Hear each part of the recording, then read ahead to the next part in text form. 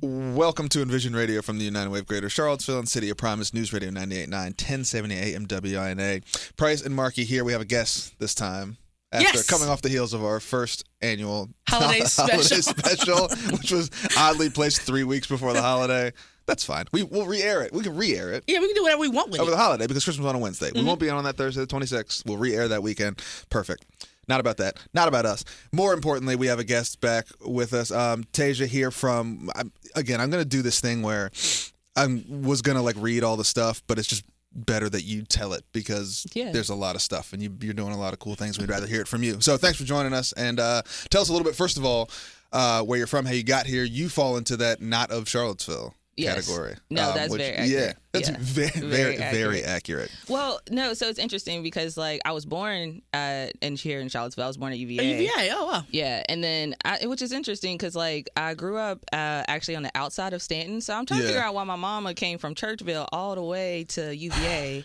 Well, there's a hospital out south that they tell you if you go there you die. So it's called Pepper. I don't know. And they used to say, "Don't let them take you there." Well, they said, "If you got to go to UVA and it's an hour drive, you need to get down there." I mean, okay, maybe so it was like that. I get it that hospital systems are what they are, but if you go there, that's an extreme for a hospital. Maybe the care's not as good. People in the country, black myths. People in the old people. One person died 70 years ago, and now it's like it's invasive. It's invasive. It's the same way that ginger ale is medicine. It's just one of those. I believe that. It just happens. Oh, I just had that conversation recently. Did you? Yeah, well, I've been potting a little bit, you know what I'm saying, for weekly. Actually, every Thursday, I've been potting, and that was a conversation that came up. I was like, well, how did we get this myth for black people in ginger ale? Where did that start? Everybody's grandma. That's where I got it from. Yeah, but there has to be a historical leaning.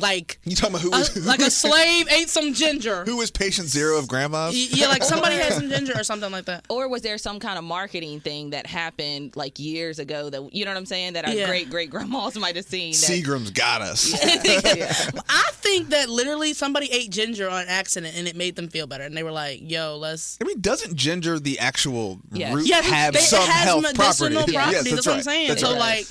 It does. So they are right. Not that big of a leap. It is medicine. It is. But what I will say though, so I'm Tasia White, aka Lady Tasia. Depends on how you know me. That's right. Also Tasia White, your realtor. It really depends on how you know me.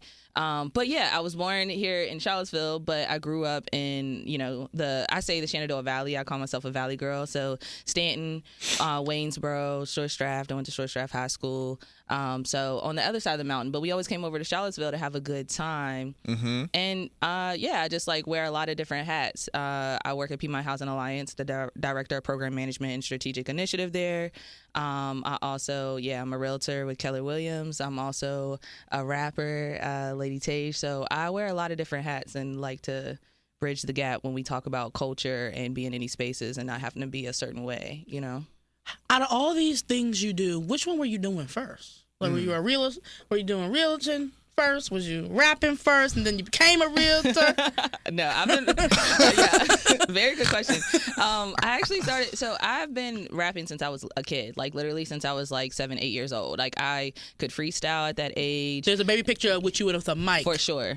Every talent show, Really? Everything. Yeah, literally. And I was also that person that if I had a school project or something I had to do, I would just make a rap real quick that morning and then get an A. That's just, that's how I always have gotten down. So music is that's definitely my foundation. And then I got into real estate. Actually, music led me to real estate. As one does, right? Yes. How did them things connect? Music. So music led me to real estate because when I moved to Atlanta, I realized that a lot of the artists there were looking for investors, and you need a lot of money to be successful if you want to do music seriously. Mm-hmm. And so I was like, man, I don't want to give up my ownership of my art. So how can I be able to afford to do music the way that I would like to do music? So that's how I got into real estate. It was something that you can make good money, not have to invest a whole lot of time into, and that was really my way out of the rat race. You know what I'm saying? Yeah. So music really, and so that's how I got into real estate. Actually, when I lived in Atlanta, to be able to support my music career. What was the music? So, growing up, who were the people who you were emulating, watching? What got you interested? Do you have that moment? Like, I think about, like, I remember vividly my, like, cultural touchstones for hip-hop was I was, like, 11, 12, 13 in the sort of, like, Pharrell, Nas, I was going to say, are you from backpack rap? Yes, absolutely. Absolutely. I can tell when a guy from backpack rap. Yeah. And it was sort of easing out of the Saint Lunatics and into the emergence of early sort of pre-lunacy Kanye West. But, and so that was 2000, 2001, 2002. And so you saw that emergence in kids my age, especially guys my age, of like none of your clothes fit, everything was backwards and puff socks and went far in the other direction, right? Because, it was the Kanye, it was the Kweli, it was Lupe Fiasco and all that kind of. So who were the folks like for you that you were looking at? Like, okay, cool, this is the thing. Yeah, so for me, it was Lil Wayne, like Hot Boys era, Lil Wayne. Like I saw rap because I was into poetry before that. Like I had like won an award like in elementary school for like a poem I wrote, and it was like a natural thing. And I love like English and math were always my two favorite subjects. Math is music. Oh, I didn't think about it like that. Look at you. Yeah. You said it, and I was like, but that makes sense. Yeah. It's a rhyme. It's a scheme. Yeah. And it's a formula. And honestly, with music, it's like that too. But no, and then so I saw like a rap video and I was like, whoa, that's it. That's the thing. Really? You know what I'm saying? I was like, oh my gosh, I never put two and two together. And then, I loved Little Bow Wow. I actually it was almost like one of those things where like you were like a young girl and it's like Little Bow Wow's thing. But I think I wanted to be Little Bow Wow. Okay. And so it's really like funny. Mike. Yeah. And then Eve, like I love Eve. Remy Ma before she went to jail, that was like a big thing for me. Like I was really into like Remy Ma, but like those were like the artists that I was really attached to as I was like growing. Yep. EVE. It's a good era. It was a good era. Just in general. Mine was Missy Elliott and Queen Latifah. Sure. Like I heard UNITY. I remember being like, oh, that's it. Yeah. That's it. Like, who you calling up? I used to like, that's my mom. Running around the house. Yeah. And then she had that like pro-African kind of face. And she had like the like suit and the like hat. I used to like try to get in the suit, my dad's suit with a little like fedora on. I'm like, yeah, I'm her. I'm that girl. Oh my God. Like Missy Elliott trash bag era for sure. Oh, right. Love Sure. Missy. Sure. Yep. Love Missy. Yep. Yeah. So you grow up, when do you go to Atlanta? So I went to Atlanta when I was like when I was 24, so it was about 10, 11 years ago. Okay, so what happens in your high school? Like what happens in between? Give me like 17 to 24. What's going on? So around that time frame, I was just running around, just eating everybody up in like rap ciphers. Really? I want to pull that up. That's what I want to see. Yeah, like That's that was my. But also too, I was a black kid that went to county school, so it was like I didn't fit in, and that's a real thing. Like I don't think people talk about that enough of what it's like being like the one of very few black folks in high school where you're growing. Like so, music was like. That was my cool thing, right? Was the fact that I did music and I was rapping. So it'd be a few of us and like, making beats on the lunch table, freestyling, and just getting my stuff off. And then like, one of my friends had, and we didn't even go to the same school. And like, even in hindsight, I'm not sure how we ended up crossing paths really. Maybe it was like MySpace era or something. I don't know. But like, he hit me up and he was like, I want you to come to the studio. And that was the first time I went to a real studio. So I was really like 17, 18 when I finally went to a actual like music studio. Yeah. And that like it was a rap group called SBSG. Okay. Shout out to SBSG. That was like the first rap group. I was always in a rap group actually, in some type of sense. Really? Like, and not so much. Now I don't want to say a group, but like more of a crew, right? Okay, like, but say rap groups. Yeah, like we were doing like songs together, but I also was just also like myself and Lady Tage, and that's kind of how I got the name. Like, and so I was rocking with them, going to the studio, and then I had kind of I hate to say this, but like I kind of elevated, like I took it very seriously, and we were young and whatever. Sure. So then I kind of went from that crew to another crew, and then I was like, okay, I am like a solo person, you know what I'm saying? Like I do better, because then I started elevating again from that crew. Like I'm taking it seriously, and it's the thing when you're with other rappers, it's like the whole the whole like iron sharpens Sure. iron. Yeah, like you pushing yourself, they pushing themselves. And I always loved that because I think the other thing too about being a female hip hop artist is like, oh, you're a great female rapper, and I never wanted to be just a great female rapper. I just wanted to be the best. Period. It doesn't like the gender it's part. giving take Rhapsody. Yeah, just that Rhapsody. Yeah. Her album shit was fire. So fire, so fire. And she's Grammy nominated now, which is really exciting. Very excited for that. But yeah, so anyways, all of those things is kind of like I just started to grow and elevate and started putting up my own shows and stuff like that. And just doing my own thing. And then I was working in banking and I was tired of being here. I felt like I was doing a lot of parties, doing a lot of shows. I feel like I had maxed out here in Stanton, Charlottesville, whatever. I was doing shows connecting people from Harrisonburg to Charlottesville. I mean, all my parties were lit. Like they were always at capacity about 10 o'clock. Like it was, but I didn't want to be a big fish in a small pond. That makes sense. So then I was like, how can I take this further? And that's why I went to the A. Was it maybe is it because you're still young, we're still young, we got a lot of life in front of us. Is it when you view like, you know, entertainment and sports are kind of the same, right? Where it's like it is something that we often pretend is meritocratic, but I think anybody who's done it in any real sense understands that it's not. There is an obvious some ability, but it's also about opportunity. It's about connection, all stuff. As you've gotten older and as you continue to rap and to write and to sort of, you know, evolve as a musician, is it a thing that you are viewing as like the hustle, or are you like, this will always be a thing I love and a thing that I will always do, but like that world, even more so than sports, just feels like it's hard to figure out. And I've much more experience in sports than with this, but it's one of those things that you got. I guess the real question is, do you look around and you're like, like trash. But that's the way that is, right? That's the way that is. Yeah. And does that contextualize kind of like, you know, my real sort of the work that I do and the day that I work that you do, that we do together is incredibly important. Like, are you there and you're like, I love this, I will keep doing it? Or are you looking at it as kind of like, I'm still trying to crack that thing and make this the main thing? Really great question, actually. I'm surprised nobody's asked me this question yet. That's such a great question. So with two things happened. I was doing music very heavy. COVID happened. COVID threw me off 1,000%. Like everybody, it did a lot of people. Because I was doing doing parties, throwing shows. Like I was out and about, and then that was a big part. It almost feeds your ego too as an artist, of like even being able to build your confidence. Like when you see people interact with your music, you're like, this is good, right? Right. When that happened, you lost that whole. That's right. I lost that when COVID happened, and I just made a lot of music. Like I made like hundreds of songs. Like I have so much music, it's insane. Right. But I sat in the house by myself and was making music.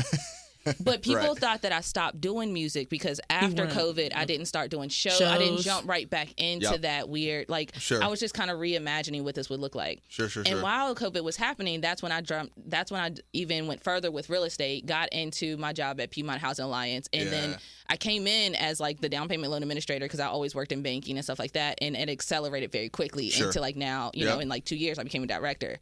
So that was happening during the COVID time. I got to this space and I'm like, there's something missing. My ratio is off. Like, I don't feel right. And I don't feel right because I'm not doing music the way that I used to do music. And then I think a lot about legacy and like what I really would like to leave. When I think about the things that I do in real estate and the impact that I'm making, it's a beautiful thing. And it also feeds me. And like in a sense of like makes me feel good, and it's a thing that I love to do. But I'm like, I could build a neighborhood, I could build a street, right? And like this is something that I leave behind. But I'd rather leave this music behind. Like there's this feeling there, and I feel like I can do both. Am I now striving? When I went to Atlanta, I learned a lot, and I feel like I learned a lot about the music business and the industry, right? And it really crushed me because I feel like I was very naive before. And it's like, okay, now I understand the formula for this, and it's now I truly get like how it's really hard to get to whatever level it is that you want to get at. So for me, in this moment of time, I do look around and I'm like, I don't like this, I don't like that, I don't like this. I'm not crazy about music now. I don't know if that's also a part of getting older. Because you get a little cynical when you like you do stuff. You're like, I used to be less cynical than I am now. I'm getting more and more cynical. It's like when your parents are like, what do you listen to? That's trash, right? Like that always happens. So I'm like, I don't know if that's part of that happening. But also I have to adjust like what success means to me when it comes to my craft, right?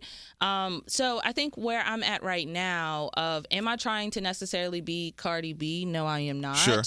Am I trying to enter to the space of Rhapsody? Yes, that feels a little bit more realistic to me. She doesn't seem like she's trying to be Cardi B. Like, no. That's not her the I would say it's about making the music. It's about the music, yes. And if I'm not going to sit out here and spend billions of dollars to promote because the people who love me know the music is here and they know the craft is here and that I worked on it slow. Type of thing. And I think it's all about that. So my mentality when it comes to music in this moment in time is that it's like it's me finding my group of people like a Rhapsody that love what I do, right? Because there's always people, as you continue to get older, your audience does too, right? So that's where I'm at, is just adjusting what success looks like for me and like what do I want out of this. So one of the things was dropping, I just recently, a couple months ago, I released a project. I have another project that I'm going to be releasing in another month. And then I actually already have another project already. Like I have so much music that I'm just flooding the streets and building my fan base and just continuing to do it. So, it does change. Talent is important and it's something I love to do. But I don't let go of what it is. It's something I have to have in my life. And I realize that for me to have a good balance and to be happy. Yeah. If you're just jumping in, this is Envision Radio from the United Way of Greater Charlottesville, City of Promise, News Radio 98.9, 1070 AM WINA. Price, Markey, Tasia White, Lady Tage hanging out with us. I have a sort of an art question for you in this era of like technology, right? Yeah. And I think we're about the same age. Yeah, ish, we right? are. Mid-30s. Yeah. Must say nobody. You must say no.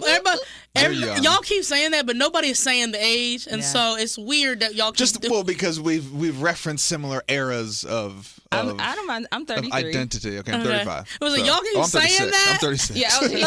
I was like, you said that. I don't know. I was like, I didn't know if it actually is that. So we have, and it's slightly more me, but even you have bridged a gap where technology's changed a lot, and sort of the creative process has changed a lot for writers, artists, and certainly visual artists and music artists.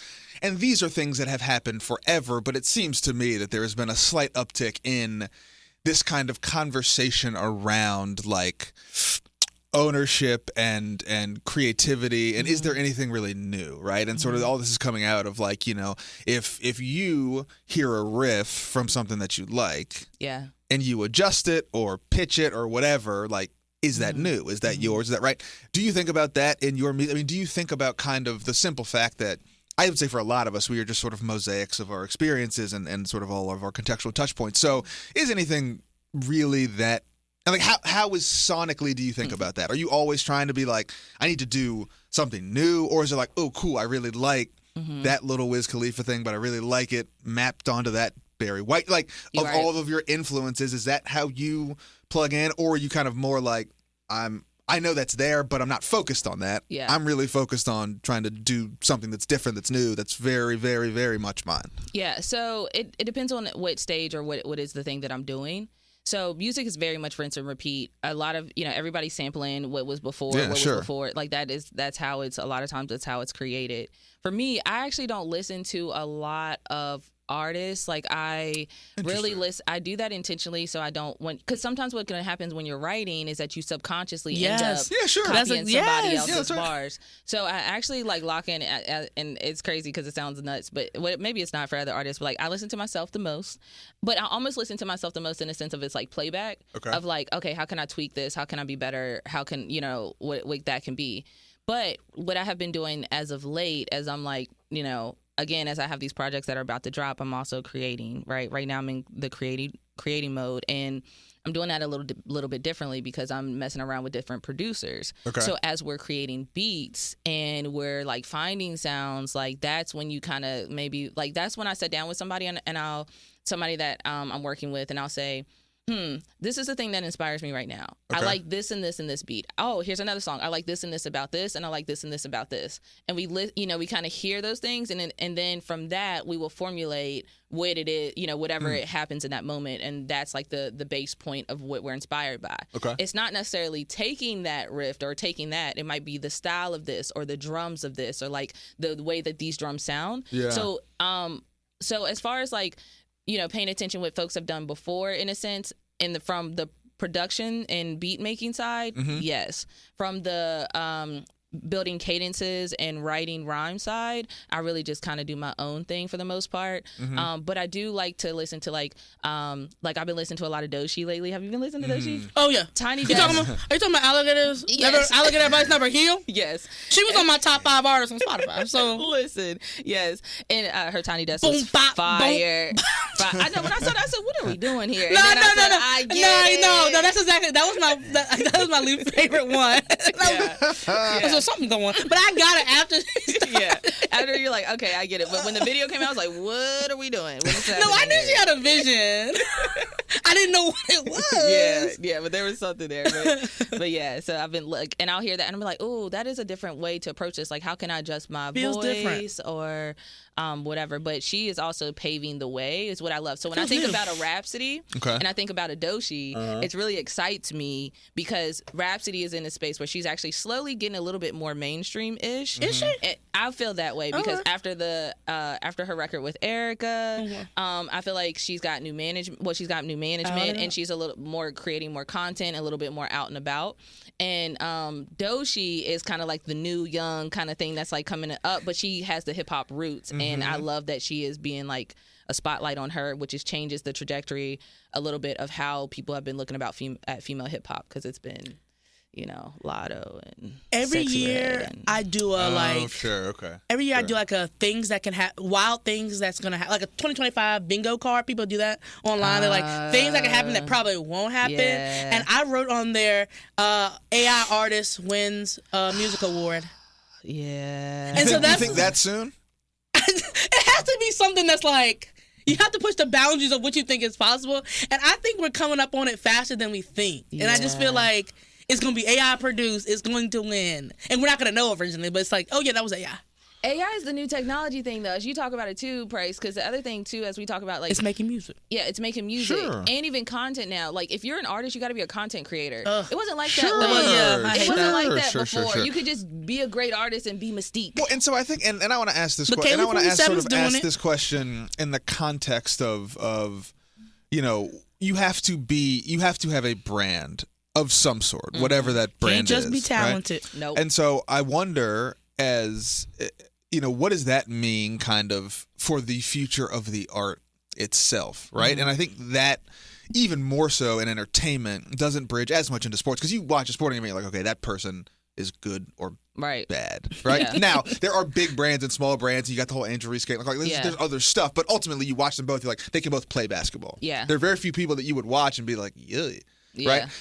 In sort of visual arts, in music and in acting, you can literally watch stuff and be like, but then you'll look at it and be like, oh, I get it.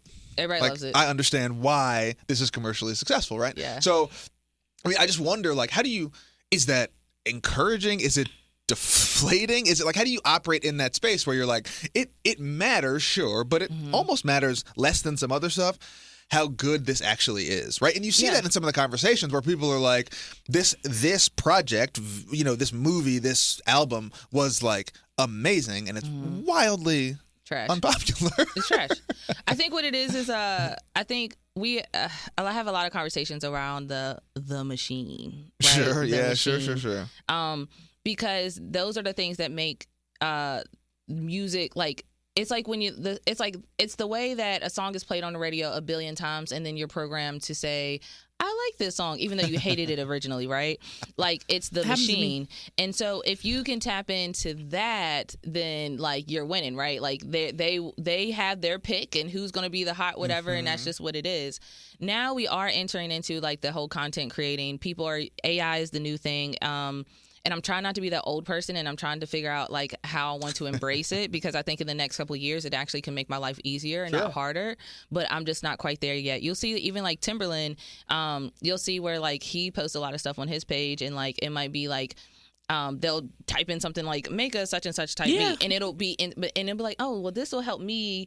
Because, ideas are nothing but stepping stones. So this might help me get to the next step of this next idea or creation. I'm struggling to get there. But right now it's just all about content creation, having money to put it out there. Right. Building a brand is true, but it's not about the artist, more about the person and like what does that look like? That's right. I'm frustrated because I used to go like going live, like when we were first able to do that. I was like on the first wave of doing that. Like I was freestyling. I was live all the time. I was like freestyling on live. Like that was the thing. And then I just got burnt out with it. Yeah. And then it does require a ton of upkeep. And then after a little bit, like I kid you not, probably like maybe a year or two after that, it was like going live was the thing. Like because we went into COVID and like going what live. What was that cipher thing they did between people called? Like they pick up two artists, and they sing back and forth. God, I can't even think of the name. They did it during COVID. Okay. Two stars would get on and sing their discography. Verses. You're talking about verses. Yes, the verses. I was like, what is the name? I was like, people singing back and forth. Yes. What is it? Okay, verses. Discography. Yeah. We love a good competition. I do. Who's the best? Sure. Yeah, that is interesting. And the AI piece. I mean, Snoop and Dre just did an ad with Sammy Davis Jr. and Frank Sinatra. I don't like that bringing people back from the dead thing. No, that's a no. I don't like that either. That's a no for me. That's a no for me. That's now samples a hard no for me. Well, they doing AI videos of Michael Jackson. Like it's a no. Yeah, right. Yeah, it's a no. It's too much. Or even in the rap battle what with happened Drake to the hologram and Kendrick. Tupac? Ooh, yeah. And Drake used the Tupac. He did the Tupac and he did Snoop and Taylor Made, and he used the AI voice thing. I don't like that. I don't. These people cannot consent. I don't like that at all. Don't take my voice and make whatever. Imagine being their family, right? And like you using my dead daddy's voice to go and crazy. Do this. It is crazy. I don't disagree with you. So let me ask you this: is every new frontier is sort of a Wild West until someone figures out how to make money on it, right? So is this going to just turn into like a sampling thing where it's just like an easier, potentially cooler way for those estates? I mean, remember, was it Coachella that had like a Tupac hologram? Yeah, that's what I'm saying. Yeah, somebody had a hologram of a person who has passed away. So is that so? It's given electronic slavery. It's giving digital slavery. You're cooking though. It's giving digital slavery. But hold on. Could you not make the argument that if you're Michael Jackson's estate and you can make money on this in perpetuity, you could run that like a tour? Yeah, no, I understand the family owning the rights to a thing, but giving that thing to people is literally. But it's going to get regulated, people. Right? It's going to get regulated just like any other sample. Yeah, no, if you have to clear it, if you have to saying. write, so. I don't feel one way better than the other, but I'm saying like that will become an industry into itself. So we need to stop saying rest in peace because you won't. You'll be on tour. Still making that money. You will not be resting in peace. Still making that money. Like I can't deal with it. Let me ask you this: what does this do to like new artists, up and coming artists, new music? Right? Because I think there was. And this is sort of like any labor force. There was sort of a natural order of things. People worked, they got older, and then there was a recycling. There was now you see this in the I was going to say the real world, but in like more normal jobs, right? Where like people are working for longer. Yeah. So there are less entry level spots. People are now saying, I got to work till I'm 70. I'm working till I'm 75. Blah, blah, blah. So there's this thing in sports, right, where you got all these. The age of retirement is increasing. Yeah. So if we are entering into sort of this brave new world where we're saying not only can we continue the legacy of these people either sonically or through samples? If they can perform, what does that mean for the other side? What does that mean for people who are up and coming? Because it's a much different thing to say, okay, cool, I get it. Like I hear the Jackson 5 at Christmas time. I hear them as sort of, they're kind of a throwback, right? Like my kids have, but they will hear the Jacksons as like a sort of old timey thing to them. Right. But what if they could have like the same experiences with them that I had? What does that mean for new music, right? What does that mean for anything trying to crack that if like the legends of the game never really fade into obscurity? That's what happened with the NBA and LeBron. But what if hologram LeBron could play forever? Like, I think that man is the best. But the NBA is down because there is you can't. What's next? There's you need a LeBron. You need another LeBron. I think they've got a couple decent options. That's like when they talk about Beyonce, right? Like, who's the next Beyonce? Yeah. It's hard. Who's the next? But I think one thing with the AI stuff though too is that when it was first coming out, a lot of like new artists that were up and coming, they would take it and make it seem like they have a Drake feature. But if it was, and then in hopes to gain traction, that's right, and then hopefully getting attention from that other person. Okay. But I think that's illegal. It's not illegal. That sounds legal. if you're doing it for promotion and not making money off of it, you know what I'm saying? But I think also it's all about how those other artists perceive it, right? Like whether they welcome it or don't welcome it. It almost makes me think of. Do you remember when the whole twin thing was happening? Like it was like there was somebody that looked like Lil Durk that was running around, and there was somebody that looked like Drake running around. Yes, I do remember that. Sure. And it's so weird, and they're making money off of it, and it's like. But I think. Yeah, but I mean, I don't feel like it's like the legends aren't fading. I just think that I think it's all about what the deals are behind the scenes, and if the family and if that estate is actually making up money off of it. What happens a lot of times with these estates is that there's some rich white men that's actually really making the money rather than the family members because of depending on how the deals work, and then how long does it take for the copyrights to fall off and like things to come back to the family. Right. It's a nasty game. It is. Music is a nasty game. It is. It is. It's That's why they got reality TV shows about it. Love and Hip. They got Love and Hip Hop. Did y'all watch Rhythm and Flow? Yes, I finished. Yes, I was gonna ask you about that. What do you think about it? You know, are you doing that because of who won, or are you doing that because the whole thing was bad? It's so hard because I can't tell because the ending was bad. The show needs to be. They know better. All the people know better. I think I had a hard time with. So it's hard watching Rhythm and Flow as an artist.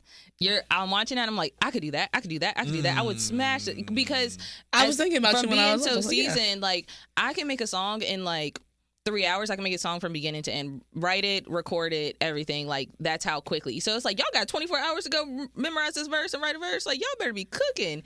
But I think Rhythm and Flow this season, my issue with it was I felt the judges were too nice.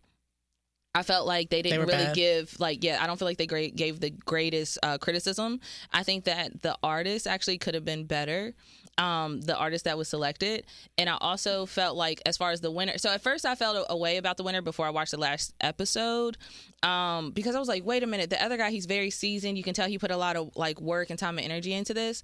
But I think when they had the final performances, I do think the guy that won, Dre TL, I thought he was better. Really good. His was better, but I don't know, it didn't feel as good as it did the first season. Yeah, I think it's because a lot of the rounds, for people who don't know, the show is about up and coming artists. They get on the show, judges pass them through, or they get knocked out, and it's essentially a way to get on and make your career blow up, essentially. And they give you opportunities to work with really big producers, really big beat makers. Like, this is gonna put you on.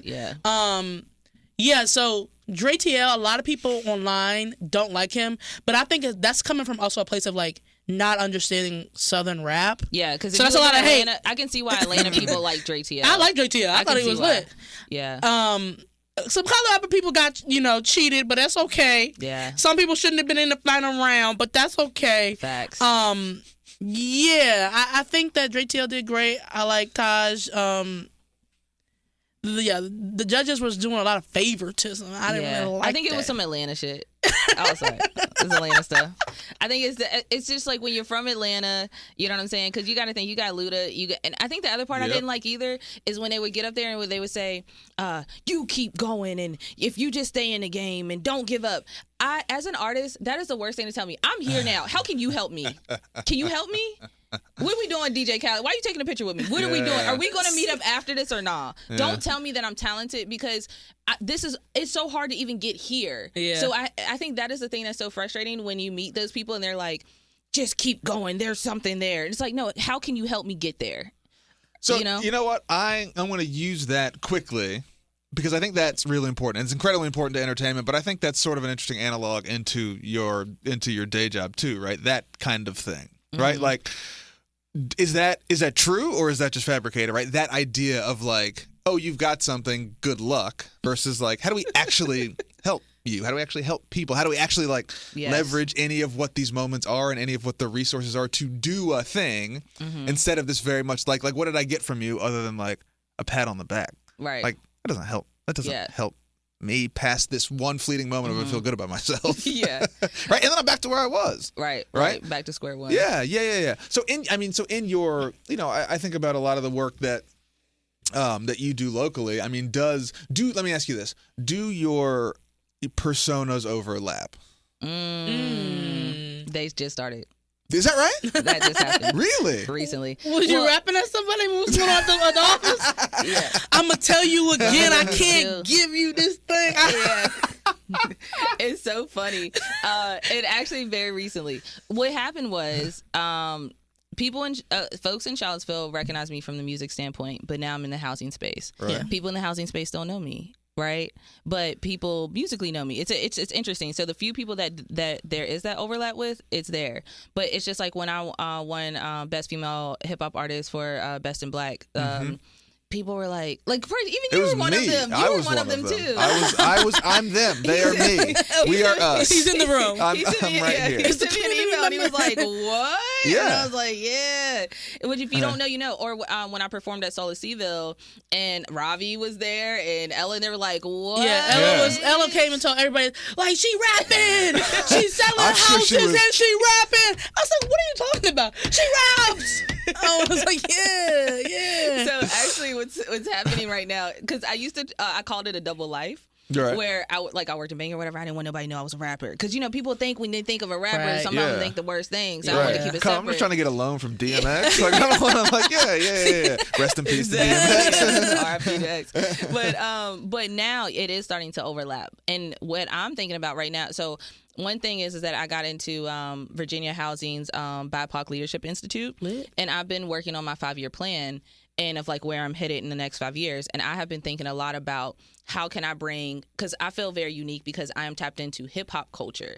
And I think about our people and like how can we even in the work that I do of like creating programming, how can I meet people where they are and make this more interesting and not be so like come learn about financial things, but like how can we can we do mocktails, can we get a DJ there and it's a space that's a little bit more comfortable for you and get your credit report over here on the side too when you leave with this. Like how can we do that? And so that's the thing that I have been thinking about is like, and how can I have an overlap of bringing my expertise from the music space and culture, being locked into the culture, into the programming space. So that's the things I'm thinking about as I create my 5-year plan.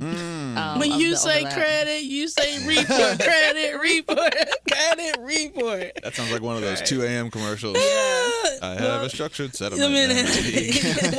But it's funny because even with real estate, I started doing the rapping realtor thing. I love it. And so when I started doing the rapping realtor thing, because everybody knew me as they knew me as a rapper, and I'm selling houses now. Yeah, I want to see you in a music video in front of open houses that are on sale. I did one. Okay, I need to see the video. One. Yeah, I did one. It was so 3 crazy. rooms and 2 bathrooms, basement in an attic. Yeah, it was like It was like you need a CRIBD. Call me. I'ma get you in the house. I'ma get you what you need. Time to get to the wealth. Start building equity. If your landlord tripping, I'ma show you how to leave. Hey. Like, exactly. We getting that's out of it. here. Rapping real. Like that's it. Like, how do you teach people that home ownership is important? Yeah, how else are you going to? Because it don't seem cool to me. It don't. Until you just did it. Now I'm like, I need a home. I need to go get that. Yeah. I like that. But then after doing that, I was like, oh, I don't want to just be known as the cheesy rapping realtor. I'm a rapper for real. I do this for real. Ooh, okay. I get that. All right. That. All right. So, talk about that. Right? You don't want to undermine your actual content. Yeah. Well, so okay. All right. All right. Hold on. I love this because there is an argument for sort of the purity of the art, right, and the professionalism of the art. Yes. Now, sell a house, don't sell out. Does the so yeah, do the incentives align? Does the context of kind of the media era that we live in align to that? When really you could argue all the artists that we would consider to do music professionally also do a bunch of other goofy nonsense. Yeah. Right? Yeah. So like, and I'm thinking about even in the sort of TikTok, Instagram, this content creation era, right? The only reason I know about homie that weatherman down in North Carolina is because he's dancing. Dances. It's not because I don't care at all about those storm systems coming through Durham. It's because that dude dances, and they're right? putting it on. Fox and everybody 47. And I know the Snoop station. just get a Fortnite character dance or something like that. Like Probably. I think they just Right? because people are mad because they were like crip walking on the Fortnite. I'm being serious. They were like, how is this going to affect children who ain't from the streets? Yeah. Like, you doing that walk, that's not you. Them kids That's right. that are playing them games is not in the streets. They are in the Right. bedrooms playing them Right, games. right. Stop. But, like, it is a thing. My life of violence started watching digital Snoop Dogg. Yes.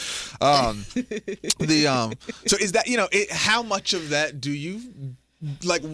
How much of that do you grapple with? Where you said it that like it is very reasonable to make the argument that the sort of accelerant to that part of your persona is through that. That's a really cool niche. It's one that's not that's pretty open. Yeah. And it combines your two areas of expertise. Yeah. And you could do that on the platforms that exist now, right? The big but is like, is that like, can you taste, can you swallow that? Is that worth it to you? I struggled with it. Because when I did that, I went back and forth about it because it was not even just like I literally like I took a Glorilla sample. It was like whatever song was popping at the time. Glow. And I did that. Making real estate raps is very easy to me. It's so easy. For me, it worked. It works for me because I truly am a rapper. I'm not somebody that's just doing it just cause. Like, you know what I'm saying? Sure. So that would have made it weird.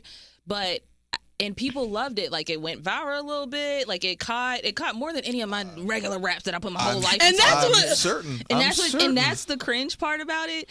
That is the true cringe part about it. And so then I had to take a step back and I made another one.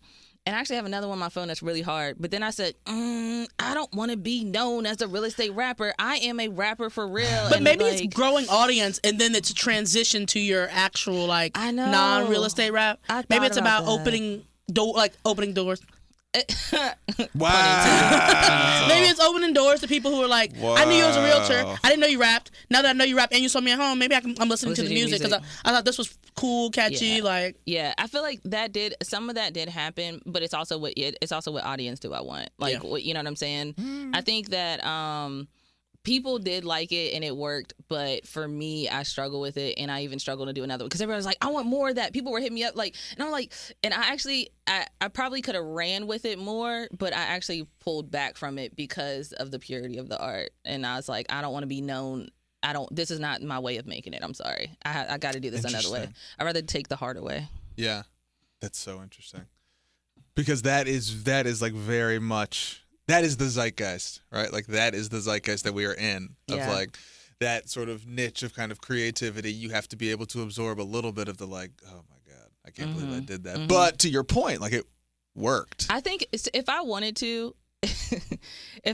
to, with them real estate raps, I could go to conferences. I could go to like all of these, especially now that my worlds are even intertwined now. Yeah. I could go to like, all of these things and make money and do these real estate rap things and talk to people about the purity of marketing and connecting with the culture. And this is how you meet. Like, I could totally go on a tour and do that and be whatever. In which I think that it does combine both of my worlds, but I just don't know if that, like, I think I will be ready to swallow that if I was a little bit older than I am now. And I'm like, all right, let me hang this music thing up. We gonna have to go on back to them real estate raps. I think if that's where I was at, but where I'm at right now, I can't do it yet. Do you think it is that, or do you think it's a level of like whatever you perceive as enough success so that you can either do that in conjunction or make that transition, right? Because you think about, I mean, even some of the old hits, look at like Snoop himself, right?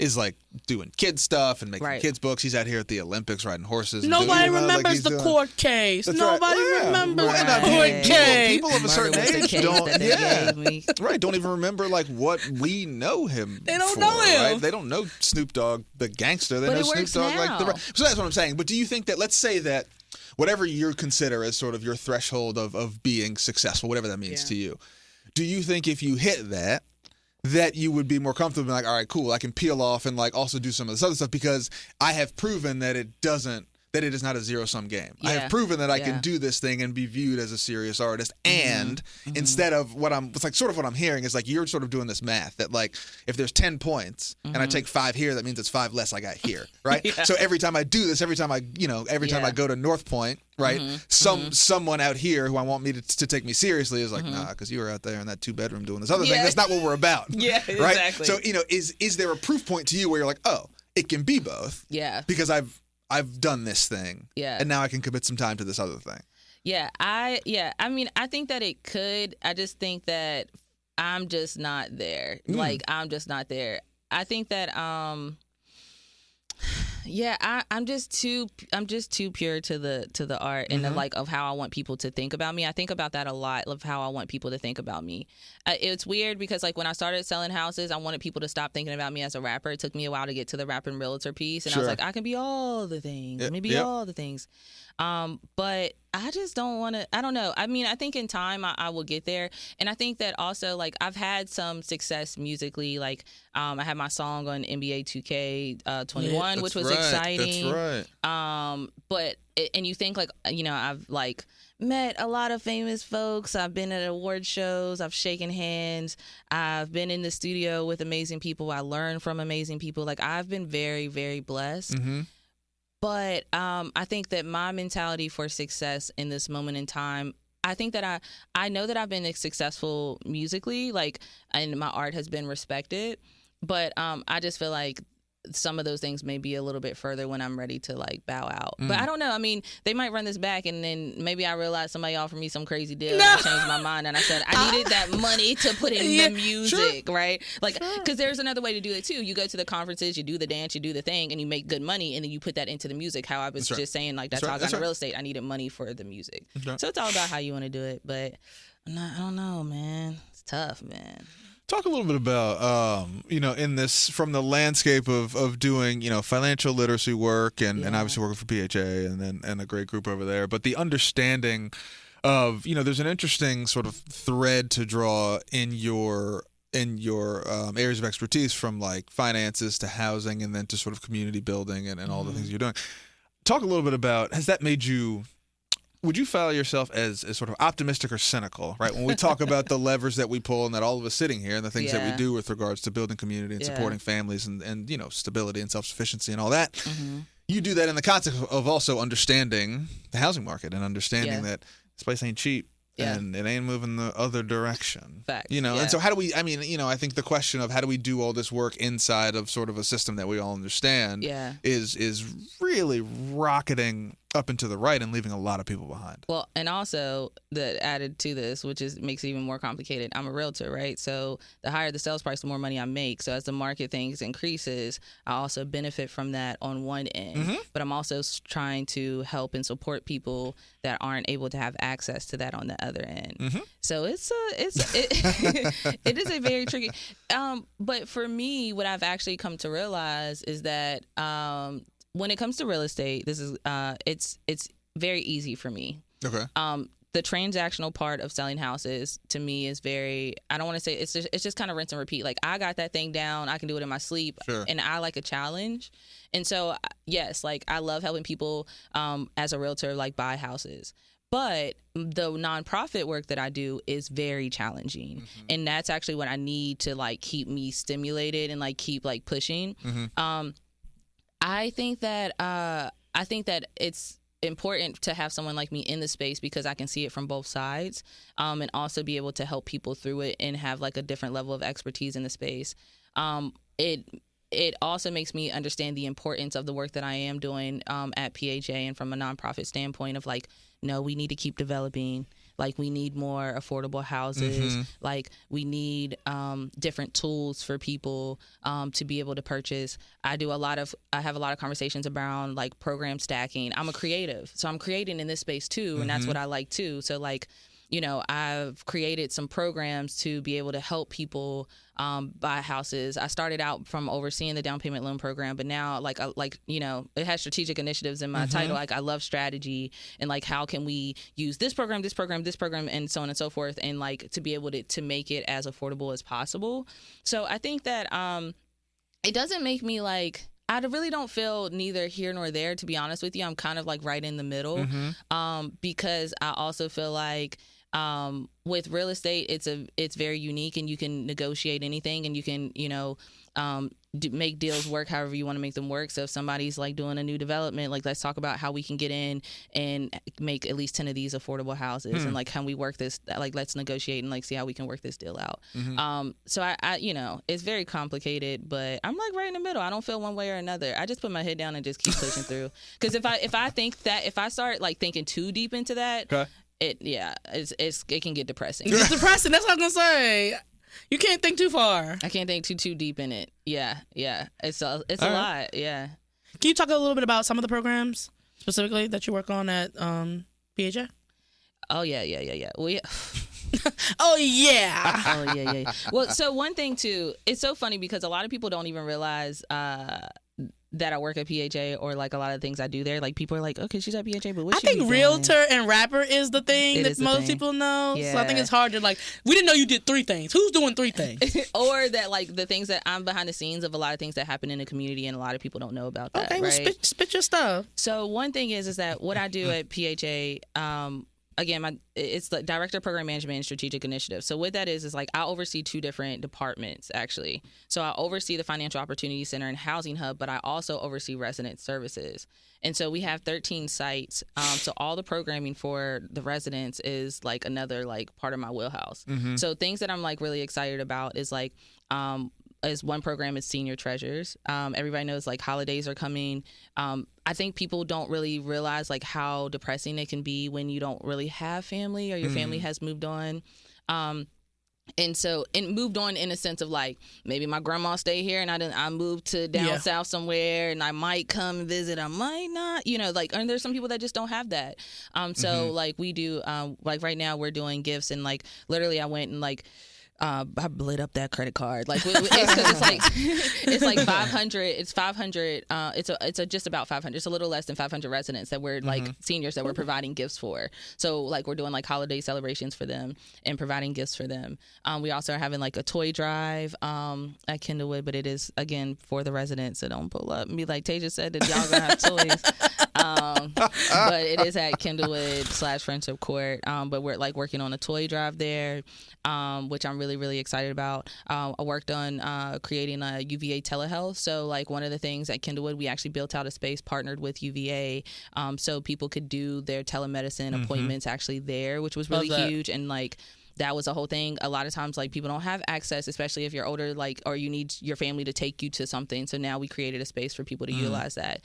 Within the Financial Opportunity Center, we are about to roll out our credit club, which I'm really excited about. So with the credit club, people can have receive up to $2,000 to pay off like collections or judgments on their credit to help boost their credit score, so that they can be ready to purchase.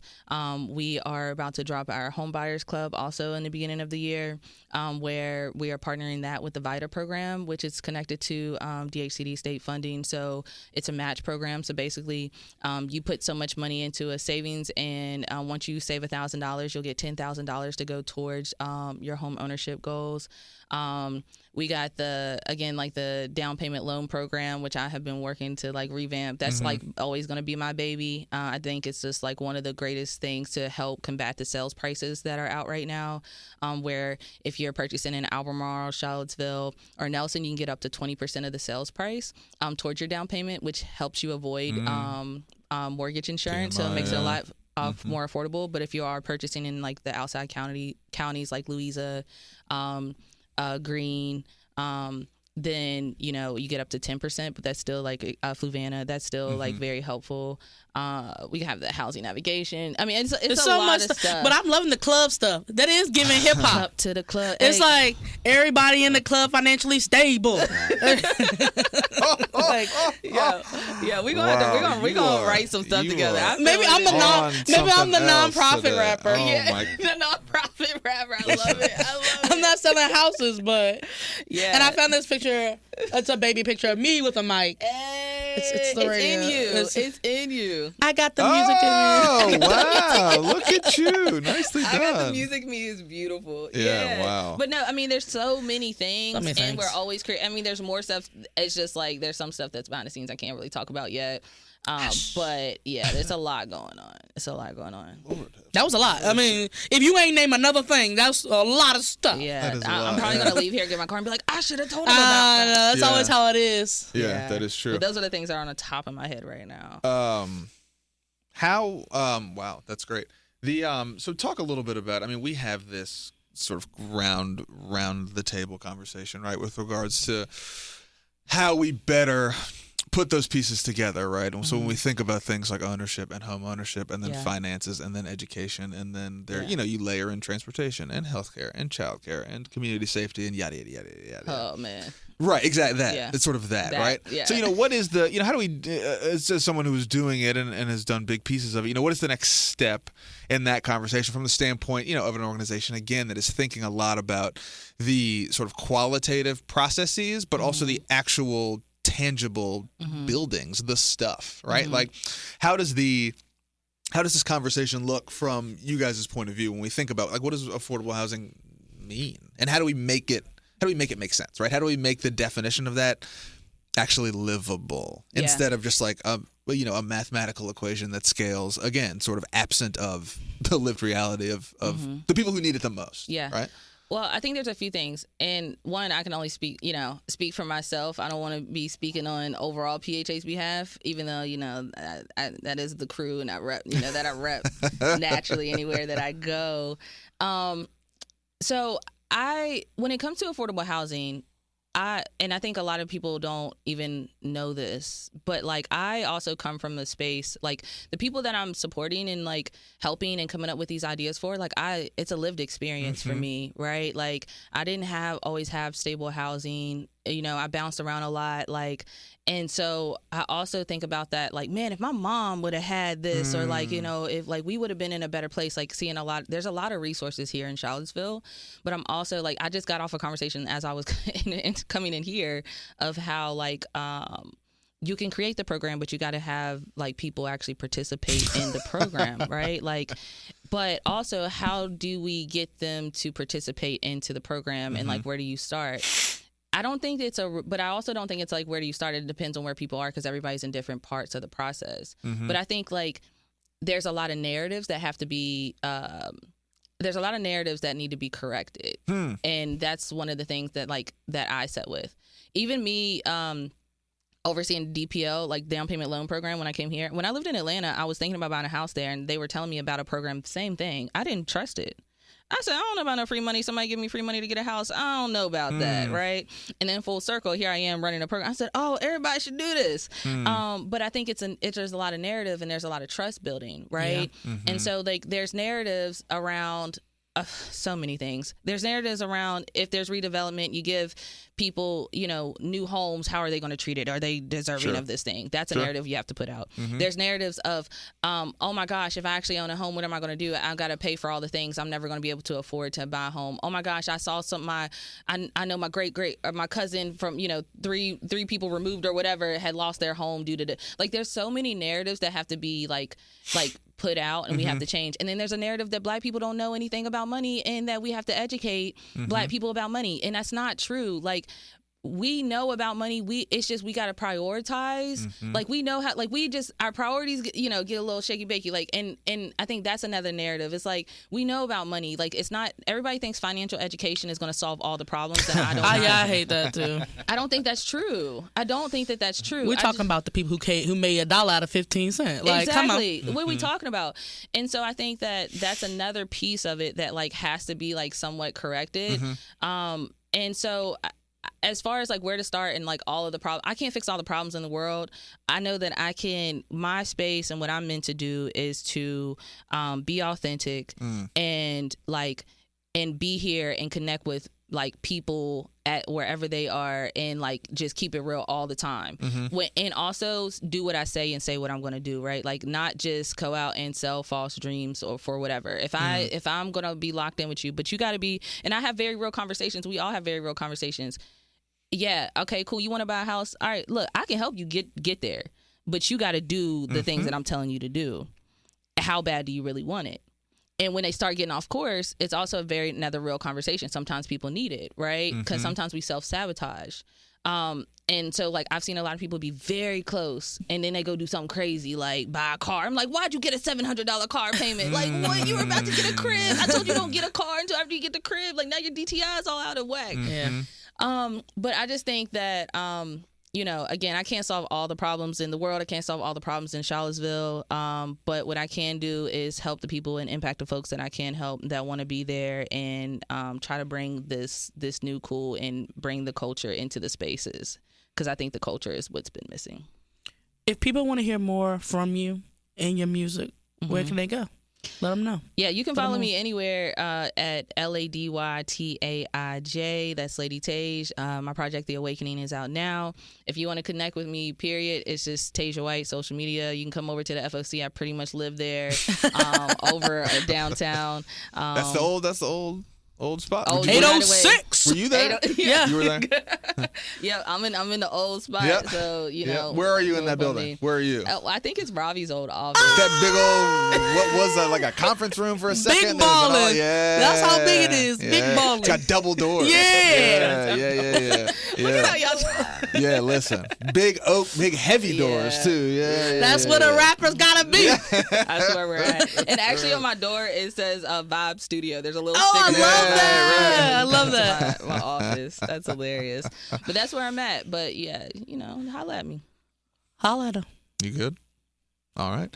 Big thanks to Tasia. And look, if you have ideas for the show or want to get in touch with us, check us out on social media on all platforms at United Way Seaville, at City of Promise, or send a note to the inbox in vision at UnitedWaySeaville.org. Again, one more time, how do folks get in touch with you?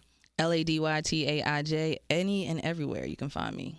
Any and all everywhere. Platforms. Social media, all music, the music, everywhere. Everything. Wherever you get stuff. Wherever.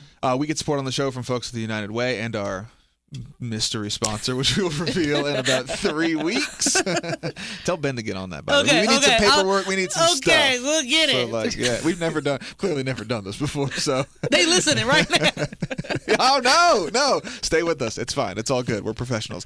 If you like what you hear, share this with your friends. Subscribe on your favorite podcast platform for new episodes every week. And again, as we come to the holiday season, best way to support the great work here, City of Promise, United Way Greater Charlottesville, and of course, Piedmont Housing Alliance is, think about giving time, treasure, or talent so we can keep doing our great community-based work and this show. We'll take more sponsors. Yeah. That's fine. I'll take a sponsor. We're good on that. Yeah, I need a personal sponsor to keep up my lifestyle. We are accepting commercial sponsors and lifestyle sponsors on this show. Let's get out of here before we do something stupid. For Tasia and Mark, this Price, we will see you next week. Stay warm. Peace.